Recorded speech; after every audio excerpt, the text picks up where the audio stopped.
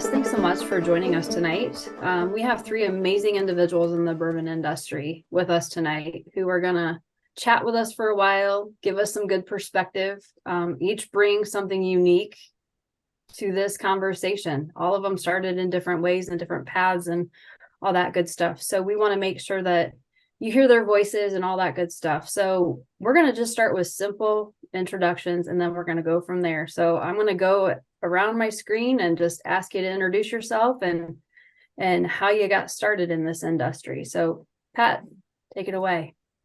Yeah, my path to get in here is about as twisted as it can possibly get. I started off in as a PhD in agriculture, and which definitely plays a role in distilling. But I was more on the microbiology, biochemistry side, helping farmers and stuff with diseases of field crops, working for agricultural extension at the University of Kentucky.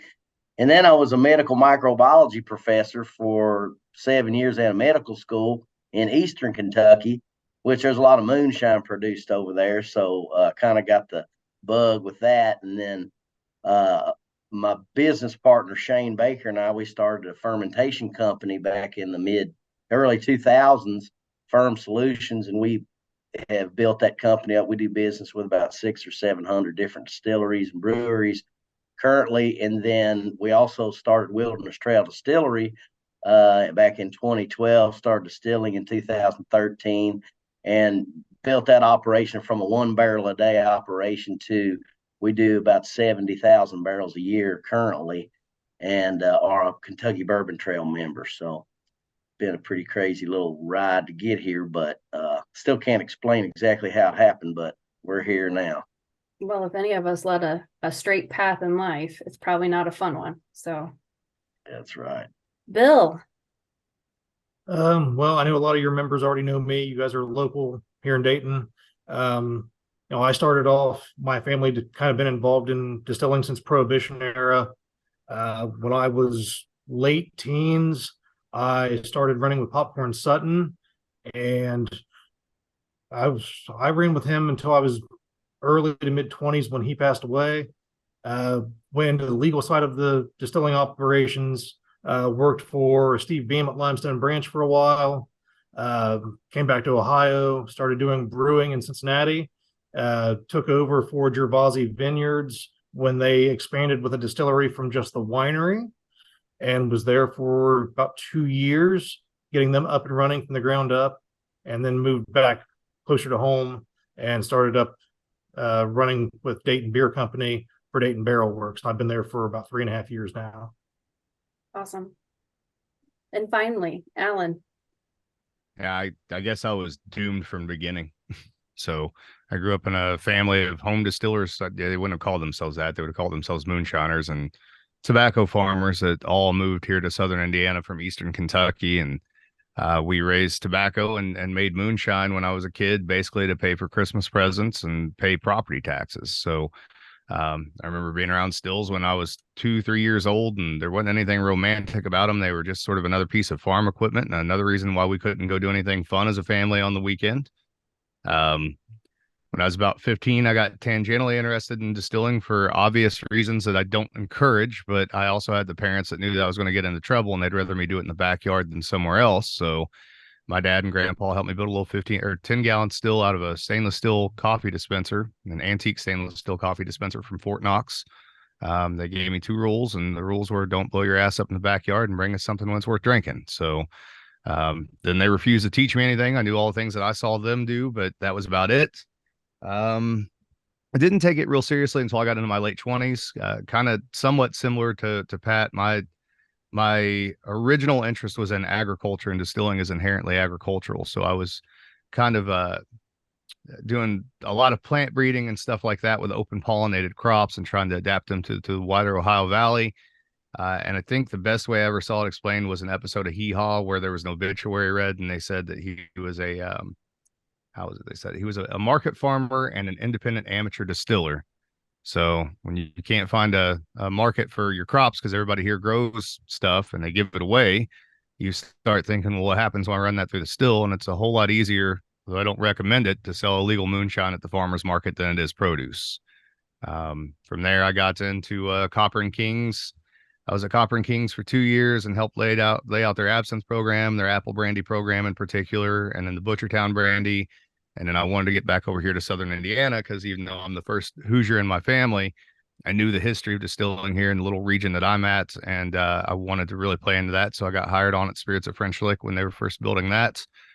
Laid out all the fermentation and distillation protocols and all the products and stories, and been there for, I guess, 8 years now. So Awesome. Well, gentlemen, you each have a winding path that brought you to where you are today, which is absolutely incredible. So you've been at distilling for just about a minute and a half, each of you, a minute and a half. What's the most complex part of the distillation process, or what makes you the most nervous about it? Equipment malfunctions. Like the rest of it, once you're good at it and you know what you're doing, it's not, to me, it doesn't seem that hard, right? No matter how complex the distillations are, but equipment malfunctions, that's the real problem, right? Like, You because love boilers, Alan. yeah, everyone loves boilers, right? Because even boiler guys don't know boilers. They just walk in, you call them, and you pay them a whole lot of money, and they come in, they look at it, and they're like, I don't know. I don't, how am I supposed to know? Because that's what I paid you for. Which is why we hired the main technical guy from our boiler company as our maintenance supervisor. So that That's was the way probably to do the it. most brilliant move we ever made in our company. Okay, so you probably answered my next question. What ruins whiskey the quickest? Is it the grain? Is it the water? Is it your equipment? What ruins Impatience. A lot of craft distillers putting out stuff that's way too young. Not telling the story right. Amen, Pat. Wow. Yeah, I agree with all of that.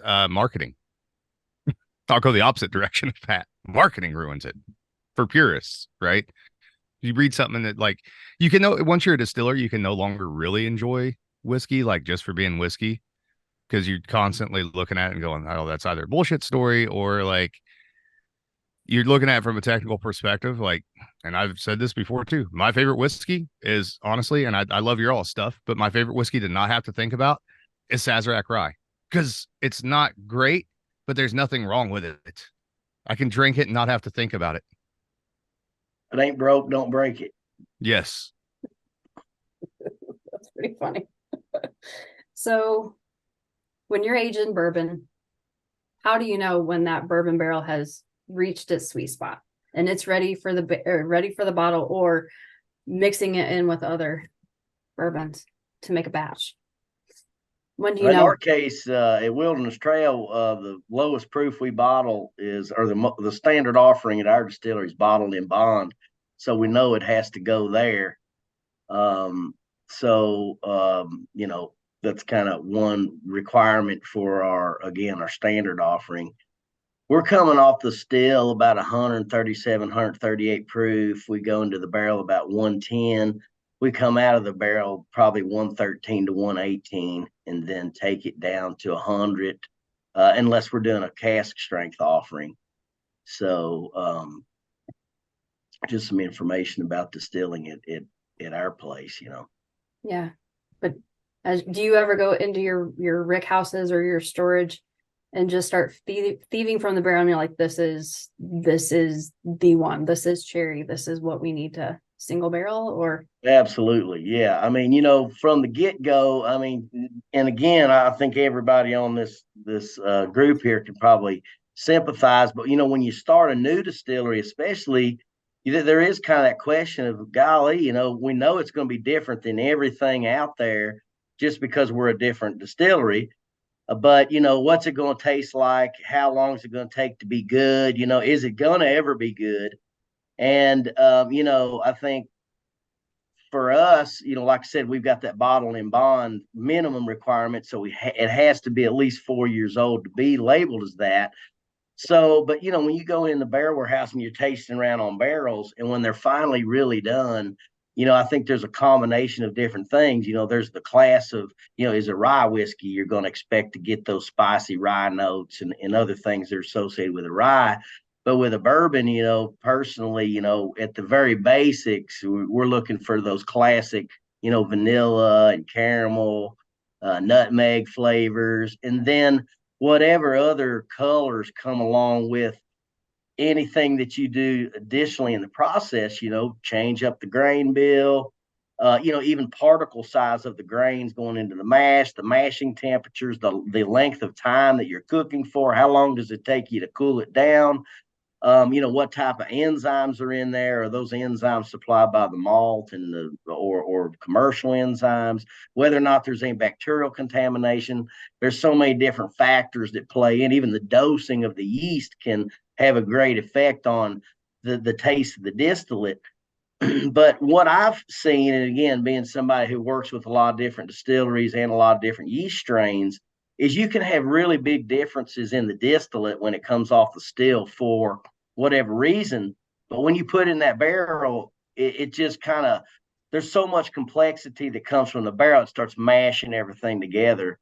And but it's super interesting to get out there and taste different ages of different styles of whiskey, including single malts, and new barrel versus an X barrel, top of the rick house, bottom of the rick house, in the light, in the shade. There's so many different variables, but it's always really interesting to taste those dynamics and see which barrels are those honey barrels that you're looking for. You ever squirrel those honey barrels away? You're like, I'm not going to touch this one for even a month. I'm not going to. Well, I went to a Christmas party at the guy that does our barrel picks, and I was wondering why his whole back porch was covered in black fungus, and he had a door that with about 6 locks on it. I was like, damn, I know that dude's taking about a half a gallon out there every day. That's fantastic. I asked him about it. I said, hey, buddy, what's all this black fungus back there? He's like, hey, man, the cookies are inside if you want to have one. No, but I'm out here doing a little scientific investigation. So you're a CSI on the side? Is that what you're saying? That's right. Looking for barrel fungus coming out of somebody's storage shed. Phil, what Stop about that. you? You guys have some different whiskeys and things going on at Dayton Barrel Works. What are you looking for? Well, so when you're as small as we are, honestly, the one thing that gets in my way more than anything is ownership. It's hard to get owners of a small place to hold on to the things and do it the way it really needs to be done. So while I like a 6 to 8 year product, getting people to hold on for that long is a little hard to do. We have kicked out one release as a 2-year, the straight malt whiskey we put out. It's a really good for a 2-year, but I think it would have been better if he'd sat on it for another 4 years. I taste all the barrels that we put out before they ever get blended, before we ever do anything with them. When we were still sourcing, it was tasting barrels as they came in. A lot of it was from MGP, like everybody else was buying from. And then it just comes down to blending. I mean, everybody was buying MGP. So it comes down to how you're blending. But I know what I like and what I prefer in a bourbon. And it's just a matter of manipulating ownership to get them to listen to you on my end. Yeah. So along those lines, I know you're probably constrained by it's a business, you have to make money, but assuming you had no constraints, you could do whatever you wanted and you had unlimited time, what would you create as far as a whiskey? I've already done that. I have 3 barrels sitting in our distillery that are mine. Instead of a pay raise a couple of years ago, I told them I would take equipment time. So I bought barrels, I bought ingredients, and I made what I wanted to make. And they're sitting there. They are just over 2 years old right now. What is that? So I brought in a little over 1,000 ears of fresh sweet corn and shucked it, cut it all off the cob. We fermented that, and it's basically a sweet corn eau de vie. It went into some Canton Cooperage barrels that are 5-year air-dried staves. And I put in at around 110 proof for 2 of the barrels that are char 2s. And my char 3 barrel was Petite Eau. So it'll be my proof down water. It was water that we added enough of the sweet corn white dog to get it to around 60 proof to prevent bacterial growth in the water. And that is in a char 3 barrel. And that'll be what I use to proof down the other 2 here in a few years. That is really cool. Alan, you have a whole lot going on over there at French Lick. tell us about your sweet spot or what you're looking for. We just throw shit at the wall and hope something sticks. No, not really. So when we first started, we did put out some 2-year stuff, but it was designed to be 2-year stuff. So obviously you can make slightly different cuts, slightly tighter cuts, etc. The warehouse that it went into is not climate controlled, but it works off the passive heating and cooling of the rest of the building. So I knew I was able to get a full 4 seasons worth of actual maturation, as opposed to, it's shutting down in the wintertime, not doing a whole lot in the wintertime. And that enabled us to get some younger stuff out the door, especially from an alternative distillery where our motto is, respect the grain. The idea being that grain has terroir, and we're looking at more of a 50-50 sort of approach to distillation, where we want that raw material, we want the fermentation, and we want the distillation to still be very highly represented in the barrel, and have a 50-50 sort of approach where it's 50% those first 3 sort of categories and then 50% maturation, so that regardless of how old it gets, you're tasting more of those positive aspects of the grain, right? You're making it a little bit more grain forward. And that's very much what we've tried to focus on, because that falls into the history of our region. For us, similar to what Pat was saying with Wilderness Trail. So most of our stuff now, 99.9% of it, there's a few one-off things or limited release things that aren't at least bottled and bond, but most of them are bottled and bond. So doing double pot still distillation, you don't create consistency from double pot still distillation. You have to create it from the blend. So the blend is everything. So my methodology tends to be, I'll go in, I know roughly where I want the ages to be. We are further aging some things, but this is where it's getting interesting for us being double pot still as well. So we'll go in and say we're doing Lee Sinclair. We know we initially wanted that to be a 4-year product. We pull down 30, 40 barrels of it and look at what was in those barrels, taste through every one of them, smell through every one of them, make notes on them, and then grade them barrels 1 through 4 based on whether or not they were, a backbone barrel. They had, maybe something that stuck out in this direction that made it different, and threw it off of our house character, but might be cool as a single barrel otherwise, that sort of thing. And then we'd go through, and in that blend, the big thing is trying to match your consistency from your last blend or make it a little bit better. But as we've built up stock over the years, this interesting thing's happening, which is where we're sort of aging forward now. So we're getting some older stock that we set back on purpose. But what's becoming more challenging now is figuring out, we have certain products, and it depends very much on weather. So this last year, it was very noticeable. And I don't know if you guys noticed this with your warehouses too. We didn't have the extreme cold in the wintertime. And we really, the past 2 summers, even though there have been hot days, it hasn't been incredibly hot.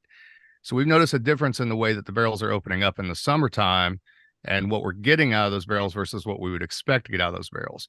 The other thing that we're noticing is that we have certain products that at 4 years old, we're very, very, very happy with them.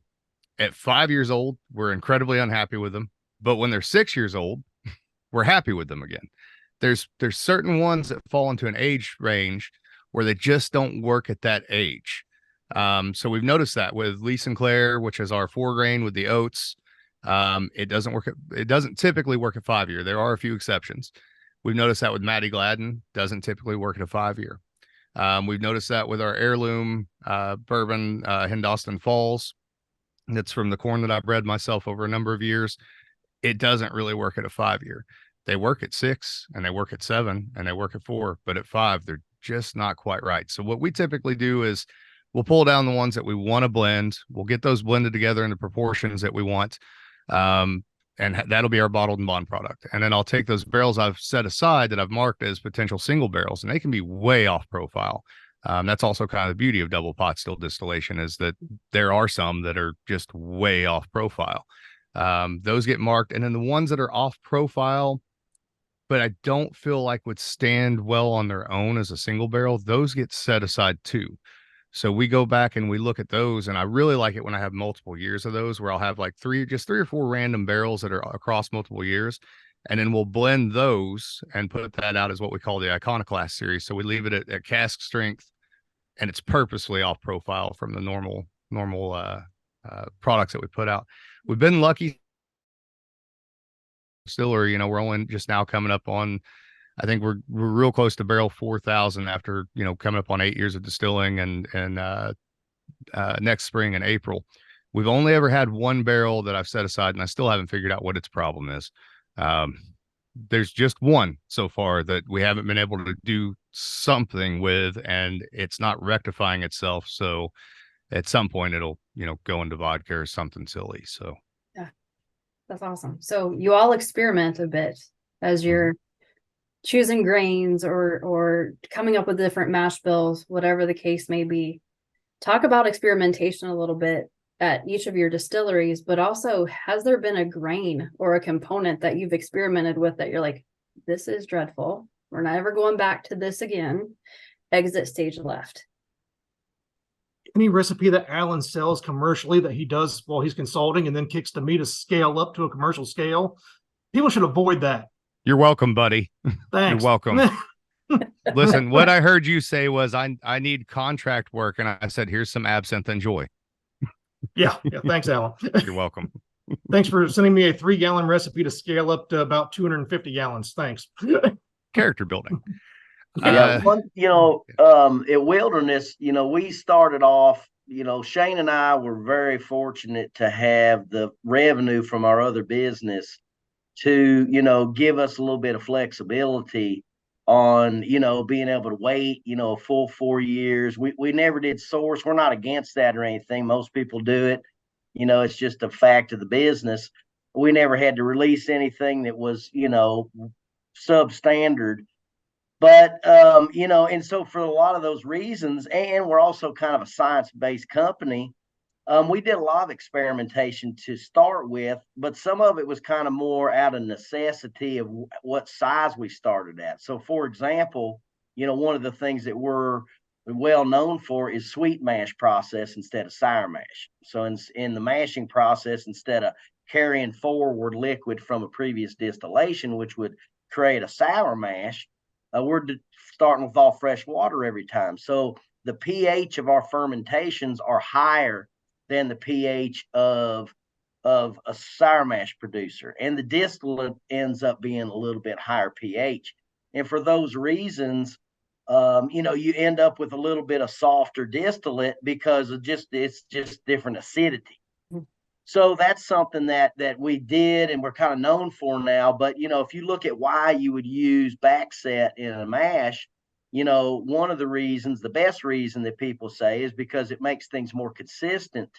And when we look at that, especially across a lot of our different customers, the big distilleries, especially here in Kentucky, a lot of the most famous whiskey producers, whether they be in Scotland or Ireland or here in the United States, are very old distilleries. And they're running with equipment that if you were to build a new distillery like Wilderness Trail and you knew about the problems that the big distilleries have because they're using old equipment, like we're talking like tube in shell, heat exchangers, any kind of external heat exchanger on the mashing side is normally going to contribute contamination. So, in some ways we experimented because we had a different perspective. So, hey, how about we just control contamination by keeping our plant really, really clean instead of having to worry about acidifying our mash. We also, when you're starting a brand new distillery, another reason why distilleries use backset is because it's really hot coming off the still. So you're recovering some of that heat. Well, if you're running a 12 or 13 hour day and then shutting down at night, you come in the next day and you got 400 gallons of cold stillage, you're not recovering any heat from it. And then lastly, distilleries got to get rid of stillage. And whenever you're only making 400 gallons of stillage a day, we make 100,000 gallons stillage a day now, 7 days a week. It's one of the biggest problems that we have. And it makes a lot of sense. Boy, it'd be nice if we could recycle 20 or 30% of that back in our distillery every day. We actually have coils in our stillage tanks that allow us to recover the heat. So we do recover the heat, but we're not worried about the bacterial control from the acidification, and we're not worried about the heat recovery. So, again, when you start really small, there's some things that just make more sense. Now, from a business standpoint, it might make more sense to do a sour mash just to use up some of that stillage, but it would totally change the profile of our whiskey. Looking at other things that, when we started, again, we're a very scientific company. So we look very carefully at things like cooking. That's the biggest expenditure of your energy in the whole process besides distilling. So you look very carefully like, okay, what's everybody else doing? Everybody else is cooking to boiling or cooking to 211 degrees. And what we looked at is, what are we trying to do in that process? We're trying to convert starch into fermentable sugars. That happens between 175 to 185 degrees. So why do I want to spend the money to get up to 211 degrees? So just a different philosophy of, so a lot of that was experimentation. It's probably not the type of experimentation that a hardcore bourbon fan wants to hear about, because they're like, hey, where's my Oloroso sherry barrel and all these. That's what's thought of as experimentation. But there are some like inner things that, sweet mash versus sour mash, alternating cooking temperatures, the length of time you cook the mash for. Same thing with fermentation, yeast dosing. How long do you let that fermentation set there? There's some distilleries that go 7 to 10 days for fermentation. We're dropping our fermenters in 38 hours. But a lot of that's because we've got techniques that we've used to speed up fermentation and still have a very quality spirit. And we just didn't want to buy 25 tanks. We wanted to buy 6 tanks. So there's a lot of things on the business side of the distillery, like yields. How many proof gallons of alcohol are we making per bushel of grain, that we consider. In addition, we always want to make the best bottle of whiskey on the planet, but we also want to do it and use as little utilities as possible and get as many proof gallons per bushel of grain as we possibly can. So, and then I'll close out by saying the worst damn thing that we've ever encountered in terms of making a barrel taste bad would be geosmin. There's a chemical called geosmin that'll sneak in on you every now and then. We've seen it in a lot of our customers previously, and we thought we were too smart for it. And it's very insidious. It'll come in and bite you in the ass before you know it. You got 1,000 barrels laid down of it. But that's one thing that will turn the whiskey into garbage, and there's no other way around it. You almost got to sell it off to somebody who's making cinnamon whiskey or something. Right. Oh, that's terrible. That is terrible. Troy, you have your hand up. Yep. So I have a question from Brian. Brian says, how often do you experiment with recipes and the process? And I know it varies in the size of the distillery, but yeah, how often do you experiment? Thought I just answered that question, but Bill or Alan, what's your perspective on that? With Go the ahead, whiskey Bill. mashes, not as often. We kind of already have, we've been open for 3.5 years. We kind of know what mashes we're doing, and that's kind of written in stone for us. We might do something different here and there just to put up some one-off barrels for in the future. Botanical spirits, though, that I would say at least a few times a year, I get, a little bit of free time and I can play and get in some different botanicals and try to put some different things together, whether it's stuff that we'll produce here for Dayton or stuff that we then produce for other contracts, but I at least get to play occasionally. Yeah.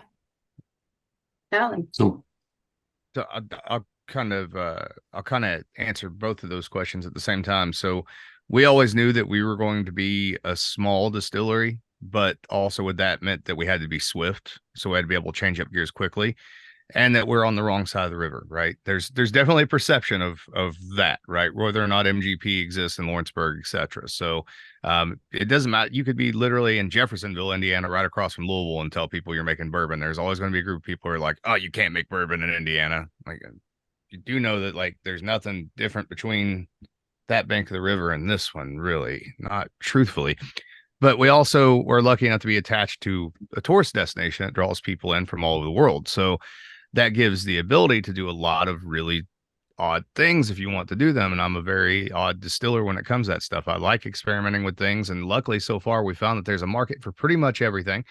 Sometimes that market goes away. So you guys are, if you're familiar with aquavit, that becomes a thing like every 2 years, and then it disappears. So luckily, we made a whole bunch of it early on, and we'll probably never have to make it again for the next 30 years. But, you'll be able to buy a vintage bottle of aquavit by then. So maybe that'll be a draw. We'll see. But have you figured out anything to do with that aquavit other than a Bloody Mary? That's the only thing I know to do with it. Bloody Mary is all you need to do with it, man.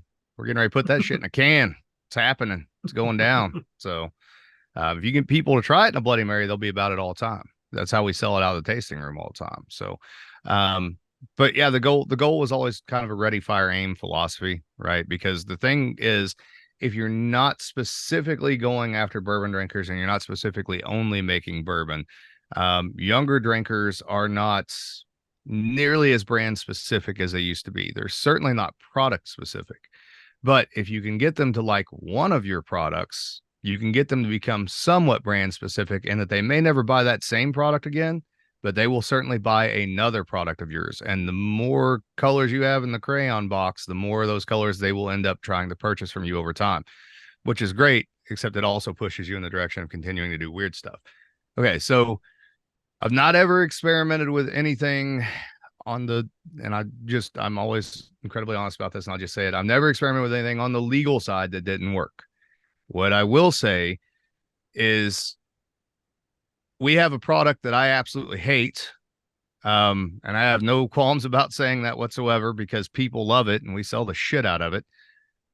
Buckwheat bourbon, which has also got kasha in it, which is toasted buckwheat. I thought when we made that the first time it came off the still, I hated it. I hated it for the first 3.5 years I tried it. At 4 years, it changed to in such a direction that I knew that people would like it because it started to get some sort of stout beer notes to it. For me, it brings up, and we do a lot of single barrels of it too, is a bad thing. And I tell them up front, I'm like, don't ask me for tasting notes on this. You don't want them. Because for me, it brings up the memory of being 5 years old and being sick to my stomach. And for whatever reason, my mom thought it was a good idea to feed me Reese's Pieces. So you can imagine where that headed. So like that one, like when we do barrel picks on that, I'm like, you guys are fucking on your own on this one. Like I'll nose it and tell you if I feel like there's any faults in it, but I'm not drinking it. I have a bottle from the first bottling that we did. I think I might have drank a half of a shot glass out of it and it's still sitting in my basement somewhere. So Yeah. as far as how often do I experiment with things? So, I'm a pretty big advocate for home distillers and home distillation to eventually become legal. I leave that to your imagination, but I probably am distilling something weird at least a few times a week. And it's literally, for me, it's research and development. It's not, anything going out the door on the side or anything like that. It's research and development. And that made things easier when I got the Spirits of French Lick because I already had a pretty good idea of what would and what would not work. So Yeah. Yeah. Well, we did a barrel pick of your Morning Glory, which has the buckwheat and kasha. I hate it. It's terrible. We loved the barrel that we picked, but when we were picking it, the other two choices that we were given were like, not so much. But the one we picked, it tasted like a chocolate candy bar. Yes. The dumb thing about that bourbon in particular is that I thought we only did like 11 barrels the first year. It was nothing because I didn't like it. We thought that like nobody that's a bourbon fan is ever going to buy this. It's going to be like people that are into like really weird American whiskeys. That is the one product that we have that like the people that you might ordinarily look at and think of as sort of being, bourbon bros or, bourbon snobs. That's the one they want. Yeah. Somehow that became their thing. Yeah. So. It's got a unique flavor profile, and the barrel that we picked was just fantastic. So on that same experimentation train that we're on, is there one grain, and I think I already know Alan's answer to this, that you'll never work with again? No, I'm going full in next time. It's just going to be 100% buckwheat next time. Fuck it. Let's see how committed to this principle everybody really is. Yeah, we've done a good bit of experimentation it was mainly for clients, but most of the weird shit we've done is for clients. But one of the things that I don't really see is making a great distillate, at least in our experimentation, is sorghum grain. It makes an okay distillate, but it's not like, it's kind of more like a blank space than it is a contributing ingredient, like rye, spicy, wheat, there's a creaminess, there's a mouthfeel element to it. The corn, obviously you got sweetness that comes from that, but the sorghum grain, and we've looked at, several varieties. They grow a lot of it out in, Western Utah. For whatever reason, again, we never really, we actually did do some barrel aging experiments with it, and and again, I'm sure you could incorporate it into a more complex recipe and it'd be okay. I've never seen a grain that just made a horrible distillate. That wasn't that I've seen horrible distillate, but I don't know that it was from the grain.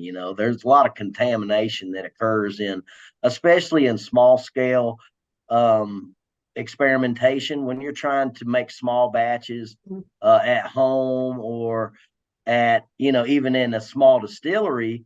Whenever you're handling little buckets and things like that, dumping things back and forth, and especially if you don't have a really good handle on aseptic technique and thing. I mean, we're PhD level microbiologists, and we fucked up some batches, when we're screwing around at the milk jug level. Right. So, there's also that to be considered. I've seen a million times where, man, that damn grain didn't make worth a shit of a distillate. And it's like, yeah, but it's because you fucked it up 3 other ways. Gotcha. So Gotcha. sometimes the grain gets unfairly blamed. Gotcha. I will tell you that I do have one grain that I've never had success with, and maybe Pat or Bill, maybe you guys have. Maybe I fucked this all the way, but every time I've tried it, it doesn't work. And it's one of those things, just like with botanical distillation. Everybody thinks in botanical distillation lavender should work, and it doesn't work worth a shit because it just comes off like perfume or like laundry soap. Jasmine rice. You would think by the smell of it, jasmine rice would be beautiful. And it comes off like the worst sugar-free, burnt butterscotch, weird, nasty shit that you've ever had in your life. It does not work for some reason. Other varieties of rice work, but jasmine does not. You put too much fish sauce in there. That's what it was. That's what it was. Trying to make liquid sushi. Oh, yuck. No, I've never done rice for a distillate. I've done it in beer before, but never for a distillate. Now, as far as grain that I don't prefer to use for a whiskey, I know, Alan, you did a whiskey with what, 10% chocolate malt? Yeah, we got a corn whiskey that is just a chocolate coffee bomb. Yes. Yeah, I'm not big on the real dark roasted malts. Well, I maybe 2-3%, but that's about it. I will not use them beyond that. And I know some people will roast me on this and want to argue it, but Alan, you already know this. You know what I like to drink, and what is one thing I do not like to drink? Weeded bourbon. I am not a weeded person. I'm a rye person, and I'll make weeded bourbon. I'll lay barrels down, but I can't stand to drink it. Awesome. Sam Beach, you have a question? You have your hand up. Yeah.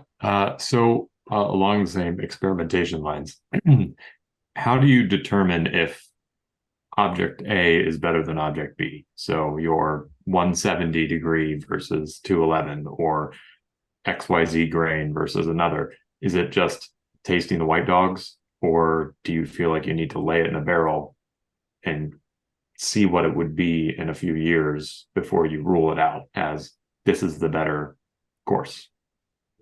My answer to that question would be, a lot of times when people look at comparing things, they're like it's got to be one's better than the other. But oftentimes when we make a change, as long as you're sticking to the script, it's kind of going to be, oh, well, that's different, but it's equally as good in a different way. So a lot of times it's not that, oh shit, man, I should never put that bloody butcher corn in there. It ruined the batch. It would be more like, I put that in there. It made pretty good distillate, but it ain't worth $30 a bushel. It kind of like that to me anyway, because normally we're not making completely off the wall decisions. I'm going to use, some off the wall grain. Even when you talk about things like chocolate malt and smoked malts and things like that, that makes a lot of sense for a beer producer. But when you look back to the question of, hey, how many proof gallons of alcohol am I making per bushel of grain? Well, then you got to look at how much money am I paying per bushel of grain. And some of these things, a lot of these really creative ideas aren't really being done on a super large scale, which is the cool thing about smaller distilleries. Because, shit, man, when we started Wilderness Trail, we were only using 820 pounds a day. There's cattle farmers around here that were trumping us 100x on how much grain they're buying. But at that level, it's like, shit, man, I'll spend an extra $50 barrels of something, every penny counts, so I think that's kind of another thing that you got to look at whenever you go, and sustainability's always been important for us. Like, I don't want to pigeonhole myself into using something that I may not be able to get in the future just for sustainability reasons. I mean, we've got really reasonable freight right now because of where gas prices are right now and where Amazon and these other companies are in this war over freight. Things are really damn good right now on freight, but that's another kind of thing that's not really related to the flavor. It'll put a bad taste in your mouth for damn sure as a distillery. But that's something else to consider whenever we're looking at kind of going off script and doing real crazy stuff. I think that's an interesting question because for me on the smaller side and coming, from the home distilling perspective too. So there's known knowns and then there's known unknowns, right? So you can kind of look at think of it like a spirit style guide, right? So if there's something traditional that you're looking at making and you want to innovate with that in some way, shape, or form, you can probably infer from the way that those sort of things are commonly done, the direction that you can head in and where you can make changes at and still have a pretty good idea of where it's going to end up at, right? But then like the known unknowns, the shit that you know for sure that you don't know, there's no way to find out until you do it. Because some of these things, like some of the things that I'm playing around with are not, I'm not going to say that they've never been done before. They've been done before at some point in time by somebody, or some version of it has been, but it may have been on a very small home scale sort of thing, right? And then how you scale that up, like even for us on the small side, like what Pat's saying, the economy of scale and what they do versus what we do and how expensive something is, right? So again, that goes into the R&D aspect of home distilling, that sort of thing. But I don't know how there's certain things you can't say.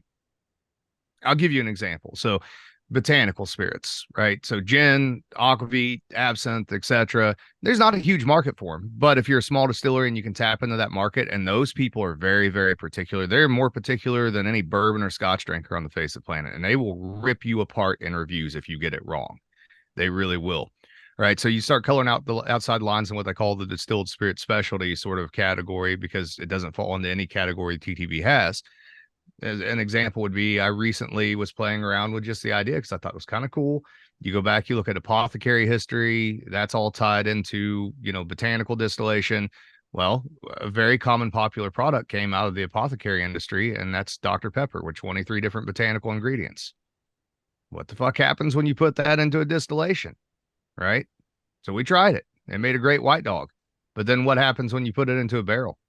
I don't know. And it's going to be a little while before I do know. It might be a complete failure, but worthwhile to try. And if it's different enough, if nothing else, even out of the tasting room or whatever, you can charge enough of a premium on it to the people that are into that sort of thing that you could certainly do something with it. Or another example, and this would be great for other craft distillers, agave spirits are starting to catch on. And yes, you can buy agave syrup in the United States, and it actually makes a pretty good distillate. It will never be as complex as some of the mezcals, as some of the tequilas out there in the market, etc.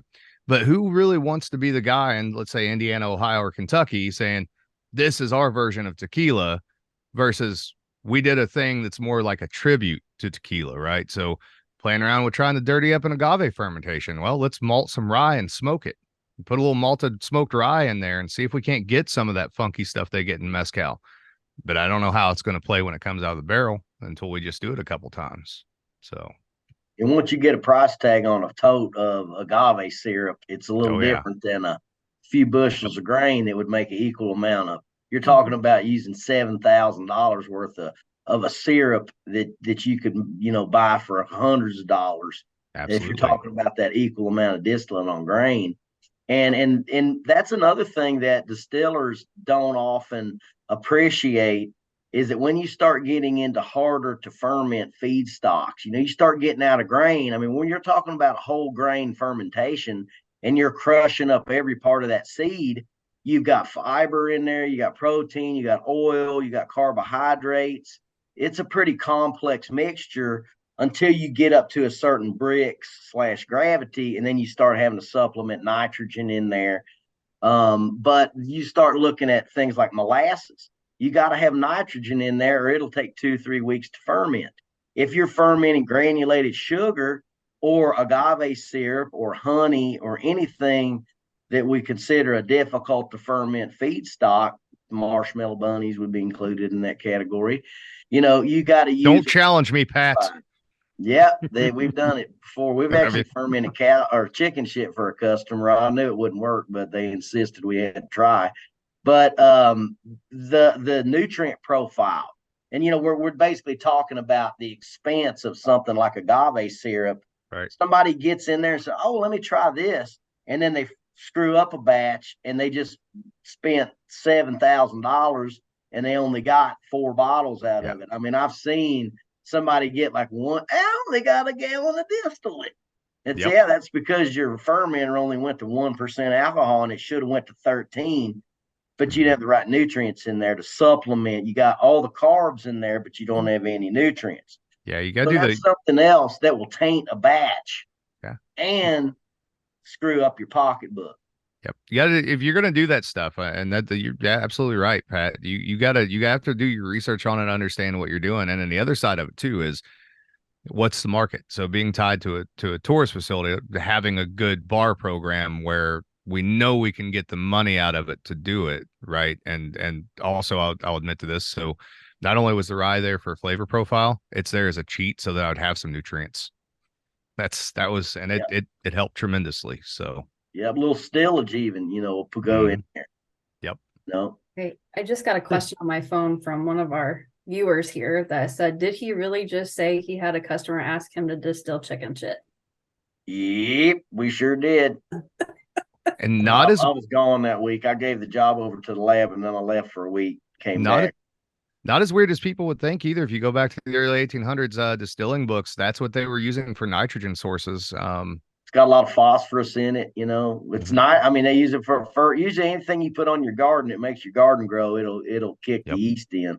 Yeah. Well, there's growers of coffee beans in South America that have bat guano. Same diff.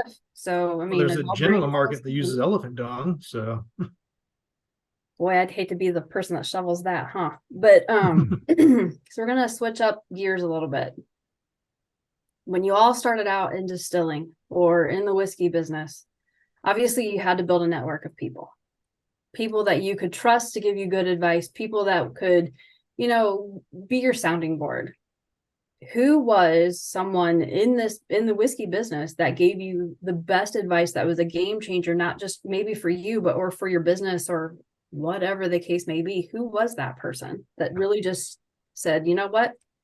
They said something and it just clicked with you? For fuck's sakes, I can't even say that I'm admitting to this, but it was honestly Joe Herron at Copper and Kings. And now, so granted, when it comes to like technical stuff, I've known Bill for years. I've known Pat for years. Steve Beam was probably the first person, and Lisa Wicker were probably the first two in the industry that I really knew before I ever got into it. The biggest piece of advice I ever got was from Joe Herron. It was a Joe Herronism, and it was fucking procrastination is like masturbation. They both feel good at the time, but you're really just fucking yourself. And I swear to God, there's not a day that doesn't go by that I don't have that moment. Every single day. Yeah, personally, actually, we had a group come into Ferm Solutions one year on a field trip. It was local high school. They were doing like a entrepreneurial thing, sort of like a Shark Tank thing, where the students came up with business ideas. It was like Young Entrepreneurs Association, and Dave Shurick, formerly of Woodford Reserve. Now he's got a Boondocks whiskey brand. He spent a lot of time at Seagram's. He's got a good history in the industry, but he was one of the ones that came in. He was a mentor. He lives here in Danville here, and he came in and was like, "Oh man, I didn't even know you guys were here." And then, I mean, next thing, it was literally like we had lunch with him one day, and then next week we're building a distillery. So, I mean, that guy really did influence us a lot. And then next thing you know, he's bringing in Lincoln Henderson. Hey, I got Lincoln with me today. We want to come in and taste your sorghum. And then Lincoln's like, you guys ought to put that in a bourbon barrel. We just had bottled all of our first sorghum rum as clear spirit. And then Lincoln Henderson came in there and was like, hey, you ought to put that in a bourbon barrel. We're over dumping bottles out into the barrel. Never released it any other way. So, I mean, we really had, a great opportunity in our position and doing business with a lot of other distilleries. I mean, people like Greg Davis at Maker's Mark, I hate to give Greg any more credit than he deserves, but he's a hell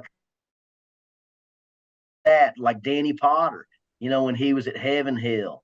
And even back when he was, making rum before that, and he was at Maker's Mark before that, and then ended up more recently at Maker's Mark. I was very happy when Danny and Jane announced their new distillery. So I've been holding that secret probably for about the last 3 years, and finally, they gave up the secret. I was like, thank God, I don't got to keep that secret no. But people like that, this is a very giving industry. We've got some great trade organizations, the American Craft Spirits Association, American Distillers Institute. In Kentucky, we have the KDA, the Kentucky Distillers Association, the Bourbon Trail. So when Shane and I started Wilderness Trail, we're a couple big bourbon fans that had a tiny little distillery, and here we are sitting right next to Jimmy Russell, Jimmy Rutledge, Chris Morris, Dave Shurick. You just look around the table, all these different people who are these famous master distillers. Craig Beam, Parker Beam, they were there at the time. And it's just like we're sitting there like, holy shit, man. These, Fred No, and just unbelievable, and how supportive all those people were. The people at Wild Turkey actually were the ones that sponsored us to be on the craft bourbon trail. When we first started, you had to have a heritage member of the big bourbon trail to sponsor you. So it just goes to show you, even the heritage distilleries were sponsoring, the little guys at that time. It's just a really good feeling. And we've always had a really good sense of camaraderie, and we've helped a lot of people, and a lot of people have helped us. That's awesome. Bill, what about you? Well, kind of like Alan, Steve Beam, Steve took a chance on me. I mean, I had years of experience as far as home brewing and home winemaking and distilling. As far as on the less than legal side, I had a lot of experience on that. But Steve took a chance on me and really got me into the industry. And Alan, me and you have known each other for a long time. We still talk pretty regularly. I think I've talked to you on the phone twice already this week. So, I mean, and Lisa Wicker, like Alan mentioned, me and Lisa kind of have chased each other around the industry between Limestone Branch and Mount Vernon and just different trade shows. I think one that really stood out to me was the KDA put on the Bourbon Affair. I don't know if they still do that every year or not, but the Bourbon Affair was a good event. It was a week-long event, and it really introduced you to a lot of people in the industry, whether you were in the industry or not, or just bought a ticket. But I met a lot of industry people just doing the Bourbon Affair for a few years, hanging out with Willie Pratt at Michter's. Willie was a great guy. He would talk to you about anything. Eddie Russell. Eddie's great. He'll give you his cell phone number, call him, ask him a question. He'll try to help you. I mean, it is a tight-knit group. Awesome. That's awesome. You've all kind of touched on distilling, making other spirits outside of bourbon. What other spirit is one of your favorites to distill and then present out to the public? Bill loves absinthe. Passionately. Yeah, that was a mess to clean up, Alan. Yeah. Ironically, so absinthe is one of mine. And then apple brandy. Those are really the things that I'm probably the most passionate about. The apple brandy is obviously a little easier market, still not a big market, but it is growing. We've started, somehow accidentally found ourselves being like the single barrel hazmat apple brandy guys for some reason. Like it's a thing that has happened with people that are typically pretty hardcore bourbon drinkers and pretty passionate.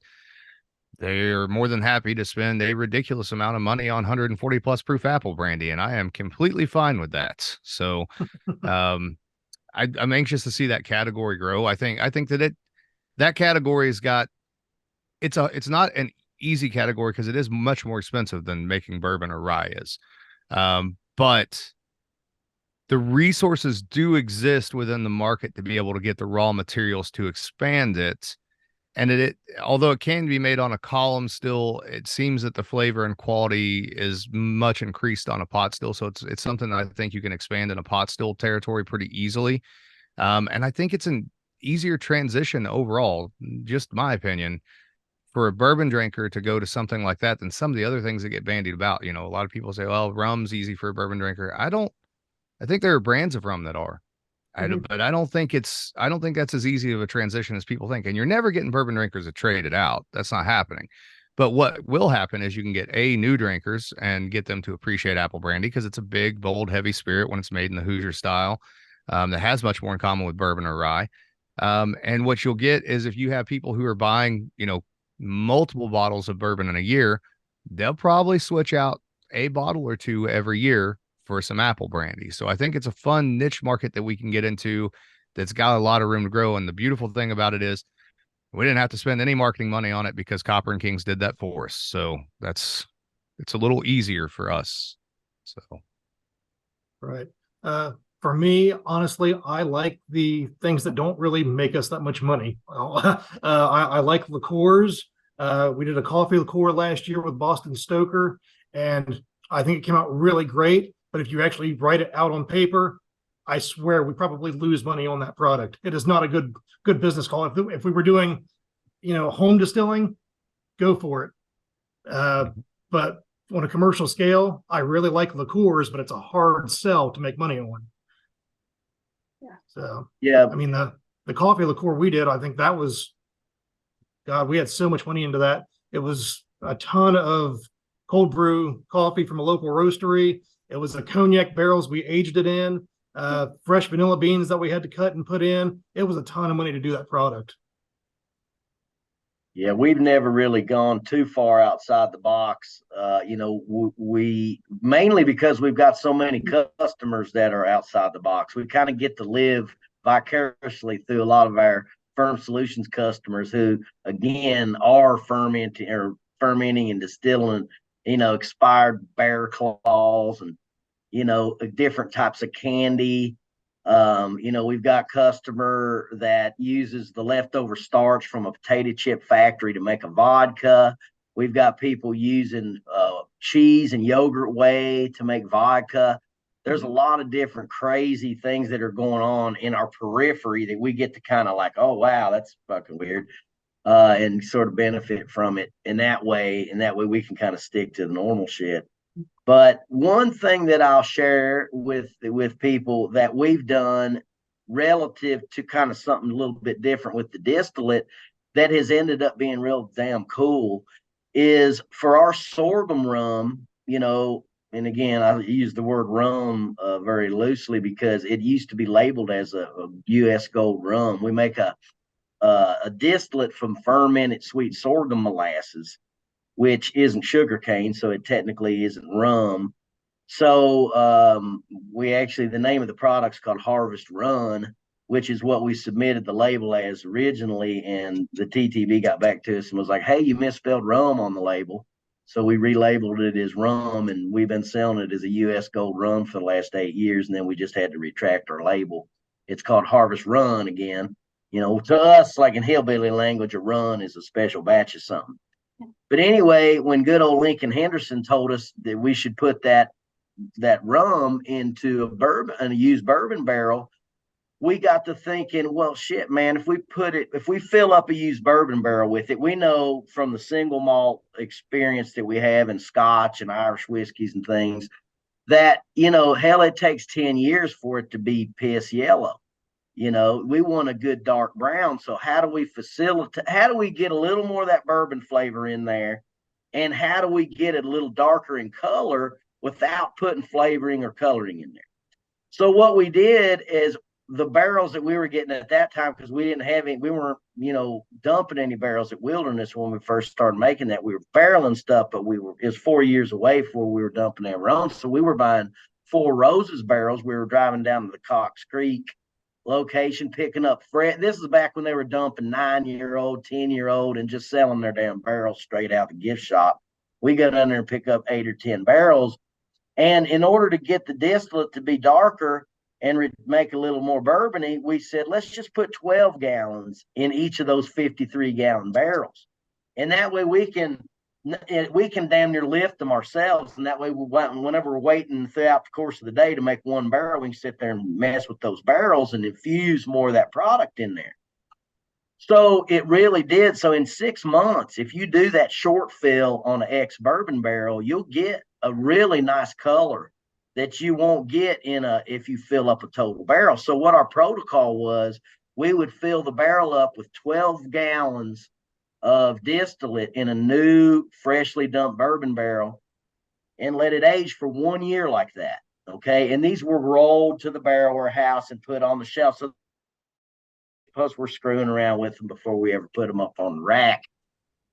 Well, as we got busier and busier making bourbon, so what we would do is we'd leave them in there like that for 1 year, and then we would consolidate them into full barrels. And we accidentally left some up there for like 2 or 3 years. And we got like, God, we need to make some space in the warehouse. Holy shit, here's 150 barrels of that damn sorghum rum. And we're like, how we got 150 barrels of it? And it was like, oh shit, we forgot to consolidate them. So we had all these barrels that we only put 12 gallons in. And man, you want to make something taste like a 10-year-old bourbon in like 2 or 3 years, put 12 gallons of it in ex fresh dumped bourbon barrel. Now, some of those barrels didn't have shit left in them. You know, the ones that were up high. A lot of oxidation there. You'll definitely pull flavor. Yeah, but boy, I'll tell you what, man, they were dark and they tasted. Actually, Shane brought some to me in the office. Was like, here, man, try this. Which is usually either this is going to totally suck, you know, what's wrong with this distillate, or hey, try this. This is really good. I didn't know which one it was. Kind of, we always play that game with each other. Well, on a similar note, if you go down to Jack Daniels and buy one of the Jack Daniels barrels that's freshly dumped, since it's in a dry county, one of the locals told me this because they have this figured out. They've been down there in dry counties for decades. 2.25 gallons of water into a Jack Daniels barrel in the summertime at 90-degree heat. Roll it around every day in the yard for about a week, then dump it back out. Oh, yeah. Yeah, it'd be high-proof stuff. Yeah, nice. That's a really good idea, Pat. I never thought about that. That's the first time I've heard you say that. But that's such a better idea than not to knock anybody that does it, but than using any of these small barrels, etc. It's a great idea. Yeah, it's a lot of surface area for oxidation too. So yeah, that's pretty cool. Well, something that a lot of people don't think about, you know, we're talking about experimentation, all this kind of stuff. You know, one thing that, you know, whenever we've started Wilderness, we drew a line in the sand and we said, we're not going to release a whiskey till we have something that can be a bottled in bond. But we didn't want to wait 8 to 10 years to release something. So we really pulled out all the stops on what can we do to make this as good as it possibly can be at 4 to 5 years. And we thought the sweet mash process, our cooking temperatures, you know, what I said about the pHs of the fermenter and all that kind of stuff. But we really also looked at the seasoning of the barrel. Okay. Mm-hmm. There's a couple points about the barrel that a lot of people don't realize. You know, we often think about it's a new charred oak barrel, and we talk a lot about the char level. You know, it's sometimes it's all about the char level. That's all somebody can tell you about a barrel. It's a number 3 char, number 4 char. We use a number 4 char, which is probably one of the unscientific things that we decided to do. Is really more why did Spinal Tap want to have an amp that goes up all the way to 11. We wanted to do a number 4 char because it's the fucking baddest ass char you get. You know, if you burn it more than that, you ain't have a fucking barrel left. So we just thought, shit, that's a cool ass char level. But on the seasoning side of it, you know, when those barrels, the staves are seasoned for a certain amount of time before the barrels are constructed. And that process, the barrel companies refer that as deacidification. And so you're volatilizing off a lot of tannic acids and other things that otherwise need time to age out. So using a barrel that has been where the wood was seasoned for 18 to 24 months versus one that was seasoned for 3 to 6 months, which is what most of the Kentucky producers go into. Now, if you know that barrel's going to age for 8 to 10 or plus years, go into the cheaper 3 to 6 month air dried barrel. But I'm just saying, when we started Wilderness, we were like, what will make this taste as good as it possibly can at 4 to 5 years? And our conclusion was, and we actually did some experiments. We put some in 3 to 6 month air dried and some in 18 to 24.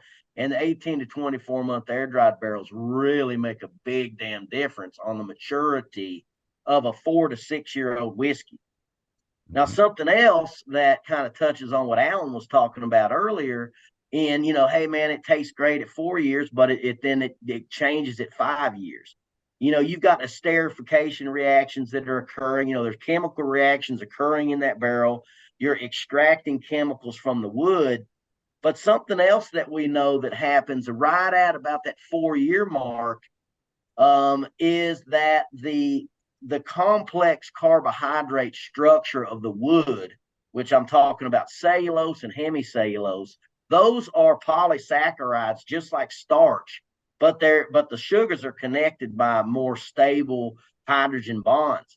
And so what we see is, if you look at the backbone of the wood at 4 to 5 years after whiskey's been maturing in there, is that sugar backbone of the cellulose and hemicellulose starts disappearing, and it's measurable as soluble sugar in the barrel. So, like what Alan was saying, hey man, this shit tastes great at 4 years. Well, now the barrel's giving up a little bit of sugar. Okay. Well, just a little bit of sugar in there kind of taints it a little bit, but a little bit more sugar in there brings it back home again.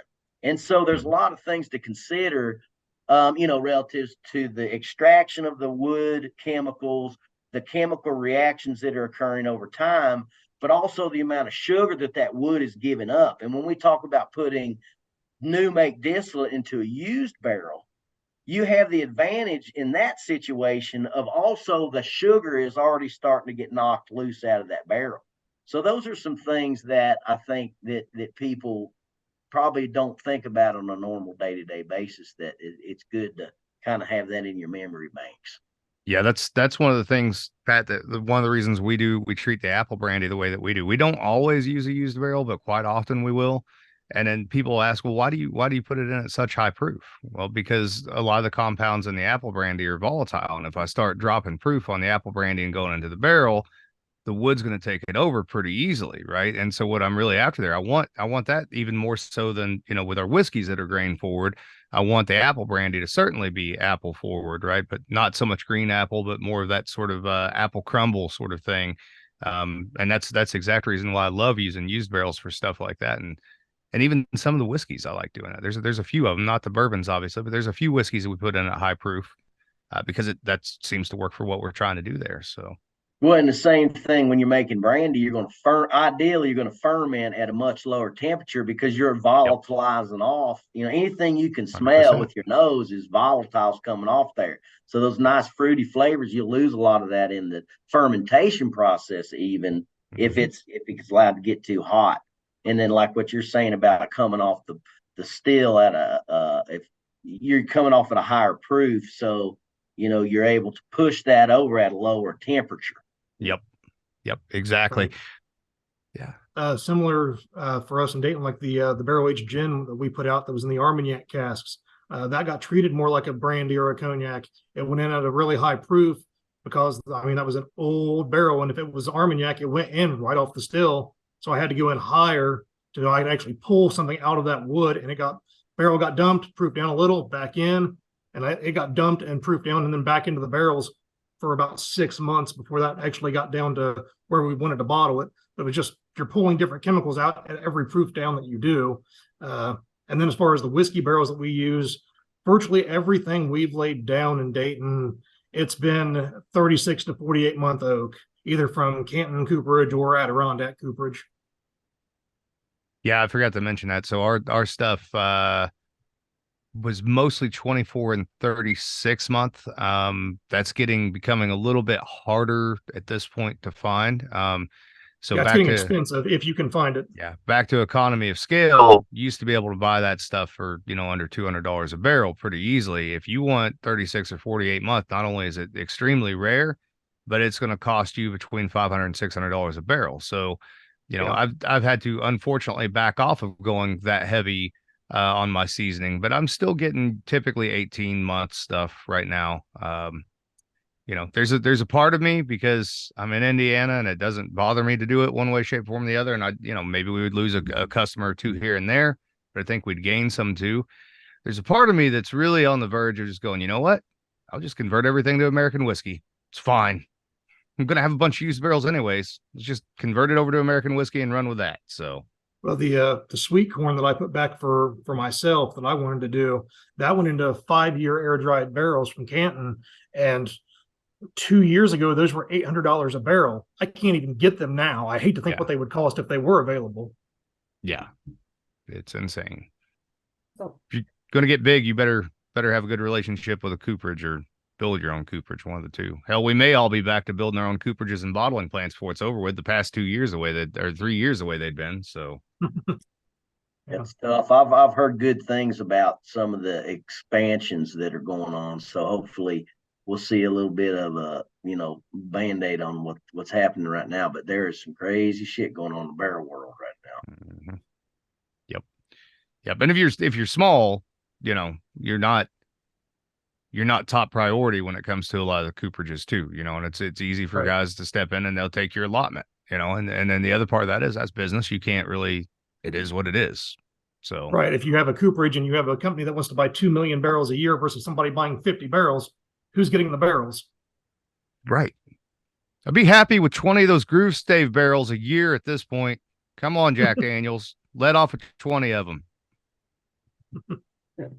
We're gonna And I'll tell you what, something else, on the subject of barrels, interesting experiment that we did a couple of years ago. We were actually looking at specifically, back to what I was saying about the sugar disappearing out of the wood. That was basically the result of an experiment where we were taking core drilling all the way through the wood of a barrel, and we were looking at the chemical composition of the barrel of the wood at different ages of maturation. And in addition to, so what we were specifically interested in is that red line. Okay.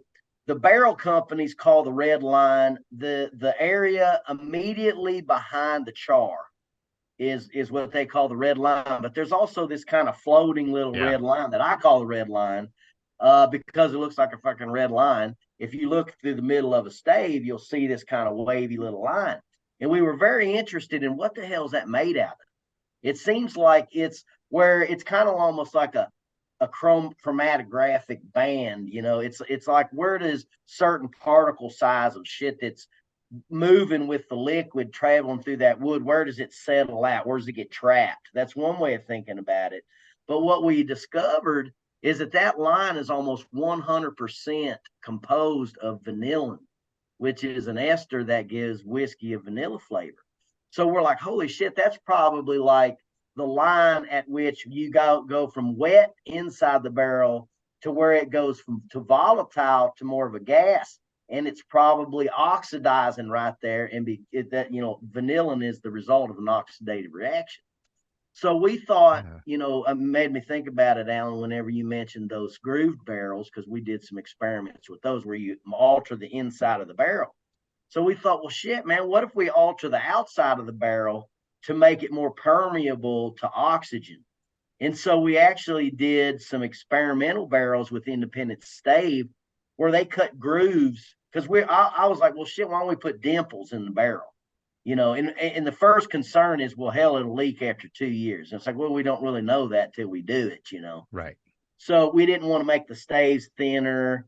The dimples were too much of a pain in the ass. So like, how about we'll just take a damn router and we'll route a line, a ditch line in every one of those staves.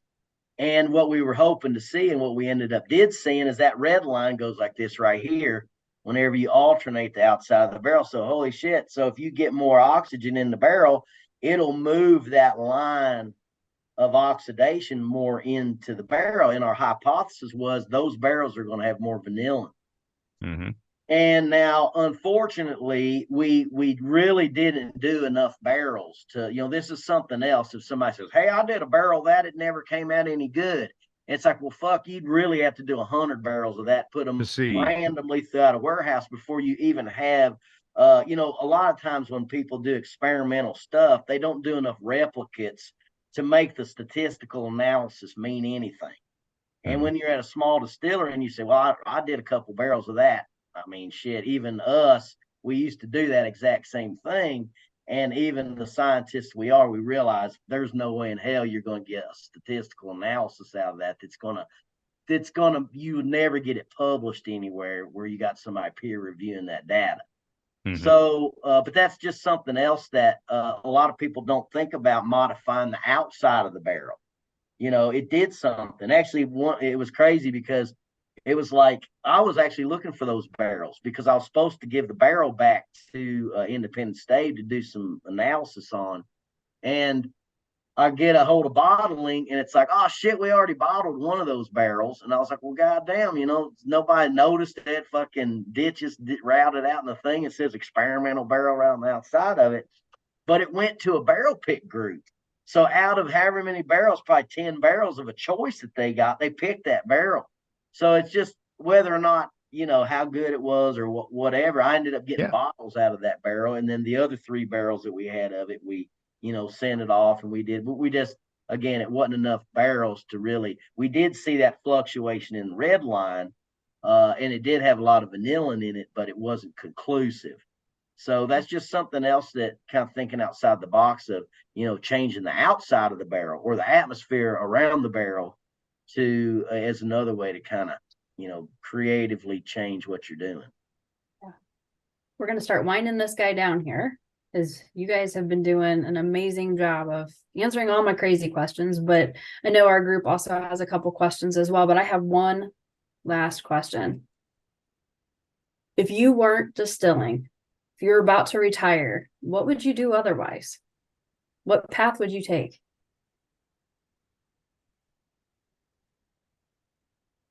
Oh, fuck, it's like the only thing I'm good at. Like I'm the only thing I'm fucking halfway qualified for. I'd probably be digging ditches or some shit more than likely. I don't know. If I wasn't distilling spirits, I feel like I'd still somehow be not a beer guy, and I'm not a wine guy. So and there's no real market for it. I don't know. I'd probably try to get into the marijuana market, or else I'd be playing around with essential oils or some shit. It'd have to be something fucking goofy because I'm not qualified for anything else. So I think my backup job was always a FFL dealer, but dealing in firearms is just as heavily regulated as the alcohol industry. So I'm screwed either way. Yeah, I used to set up mobile homes for a living before I became a professor and got into this world. So I'd probably be connecting double wides together, and I'd be the rear escort driver behind the wide load on the interstate, be chilling out in the back, enjoying life, waiting for a tire to blow. That's a heck of a path, you guys. Questions from the group?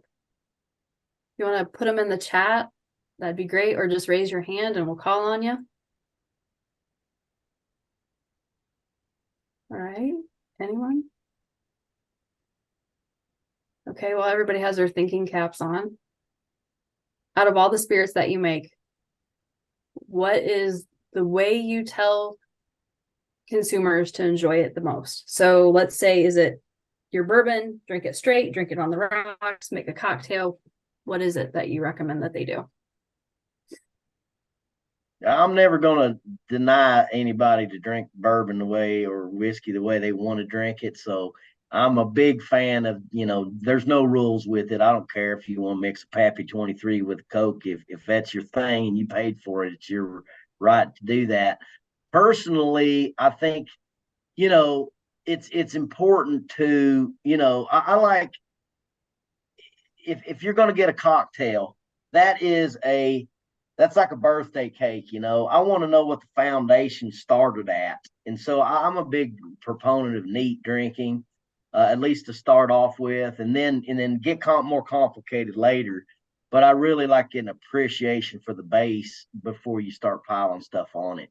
But I do enjoy cocktails and different things, but I'm a big proponent of neat drinking. Gotcha. Bill, what about you? I agree. Like I prefer to drink it neat, but if it's a hot summer day, I will mix bourbon with 7-Up and ice and a squirt of lemon juice, and it's fine to sit on the porch and drink. And honestly, I don't care how people want to drink it. If you buy it, you paid for it. Drink it however you want. As long as you keep buying it, you drink it however you want. Exactly. Alan.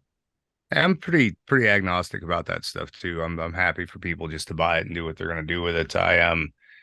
The biggest thing I do if I'm recommending something like that to somebody is I usually send, because I work with this guy quite a bit, but my good friend Brian Cushing, the Victorian bar room, I send him a lot of bottles of stuff. And if you want to get fancy and you really want to understand what a cocktail is supposed to be in the history of a cocktail, Brian's go follow his stuff, because he's gonna do it the way that they were doing it when the word cocktail was invented. So Awesome. Okay, we have a question from John. What percentage of your barrels are experimental? Very all low of them. percentage of ours. Yeah, yeah, exactly. Yeah, I guess it is an experiment. You know what happens when you open it, right? Basically, yeah. It's all a gamble. You mix the good with the bad and hope it floats. Well, you grade your barrels. If you're pulling barrel samples, grade them A, B, C. You get a C, blend that in. Yeah, it's all experiments. Definitely. Definitely.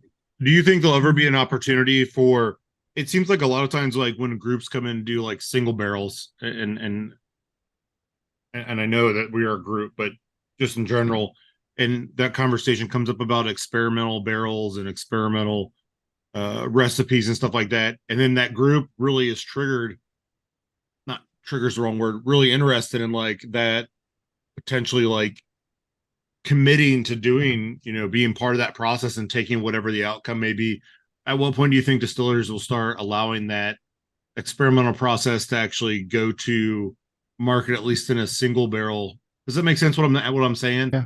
A lot So- of times, like when you ask, like, we've been to a few places where like, they'll bring out something for us to taste that's experimental, and then we'll love it, but then they're like, well, we're still experimenting with it. And I don't know if that's because the in the grand scheme of things, it's going to be made to go right to market to get a return on that investment, or if they're just unsure if that product goes out that people won't like it. But do you ever expect like the ability for that to be allowed, or a group to be able to like hop in on one of those experimental, like the exterior of the barrel, like Doc, you were talking about, like, I mean, that sounds great. And I feel like there's an interest there, but I know that when you put the word experiment on it, sometimes that means that there's no access to it. So, Well, as I mentioned before, that barrel pick group did get our experimental barrel. So if you do a barrel pick at Wilderness Trail, you may be getting one of our special experimental barrels, and we didn't know it till after it's already bottled. So, Pat, sign us up for that. But there you go. Just come on down. There's a 1 in 70,000 chance that you'll get it. I'll go rooting through your warehouse. I don't mind. That's right. Okay.